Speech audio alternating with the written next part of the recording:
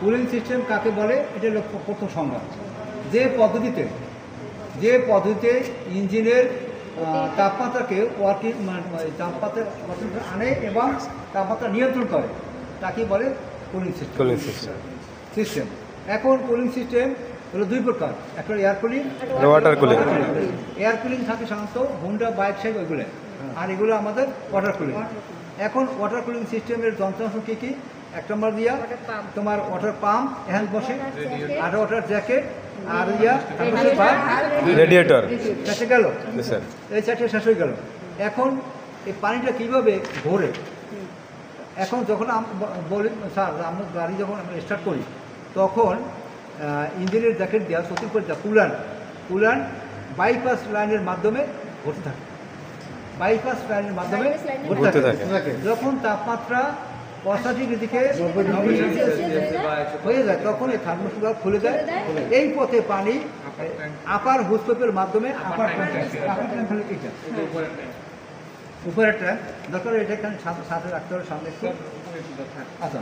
আচ্ছা আপনি তখন এই পথ দিয়া তোমার এই যে ওই পথ এই পথ দিয়া পানিটা যায় আপার হুসপের মাধ্যমে আপার ট্যাঙ্কে যাওয়ার পরে না যাবে যে মানে এরা এভাবে টিউব আছে না, টিউব লম্বা লম্বা খারাপ টিউব, এই টিউবগুলোর মাধ্যমে পানিটা খারাপ হয়ে পড়তে থাকে আর ঠান্ডা হয়। পাম্পের বাতাসে ঠান্ডা, ফ্যানে বাতাস দেয়, আর আলাদা প্রাকৃতিক বাতাস হয়। এই ঠান্ডা ওই হতে নিচে যায়, নিচে যাওয়ার পরে করে কি লোয়ার ট্যাঙ্কে যাওয়ার পরে লোয়ার হুস করে বড়টা হুসেপ ছিল লাগানো।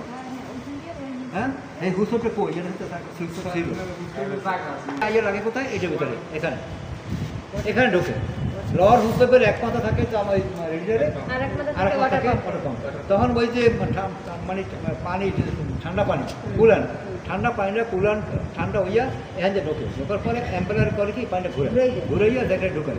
তাহলে জ্যাকেটটা আগে তো পানি ছিল গরম পানি, তাই ওই গরম পানি ঘুরিয়ে আইয়া এটি ঢুকে বেরিয়ে যায়, আবার এখান থেকে ঠান্ডা পানি ঢুকে যায়। ঠান্ডা পানি ওই তোমার যেটা ওয়ার্কিং টেম্পারেচার যেটা আনে অত তাপমাত্রাও না অত গরম না মানে ঠান্ডাও না, ইঞ্জিনের জন্য যা প্রযোজ্য ওই পানিটা এই বাতাসে ঠান্ডা করার পরে এই অ্যাম্পেলারে ঘুরেইয়া এই জ্যাকেটটা ঘুরেই আনিয়া এখান থেকে সরাসরি বাইর করিয়া এখান থেকে এটা খুলে এই পথে পানিটা যায় কোথায়?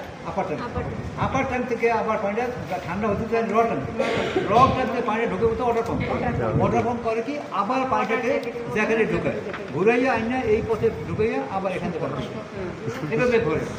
আচ্ছা বাইপাস কাজ